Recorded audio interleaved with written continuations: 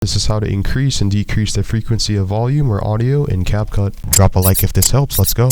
Want to learn how passive income works? Click the link down below. In Capcut PC, let's say you have a video clip, you want to increase and decrease the audio. Simply put, go to the beginning, make sure it's selected and highlighted on the timeline. Top right hand screen, click on audio. Make sure basic is checked and selected. As you can see, click right here. We're going to add a keyframe. If you drag this to the left, see how it decreases the volume. See how it decreases the volume frequency. We can't hear it. If we would like to increase the volume frequency, go to the bottom right here. We're zooming in so we can see in our timeline. Click on B to add a cut. Make sure this part is selected and highlighted underneath audio. Click right here to add another keyframe. See how it's color blue. Now we'll drag this to the right.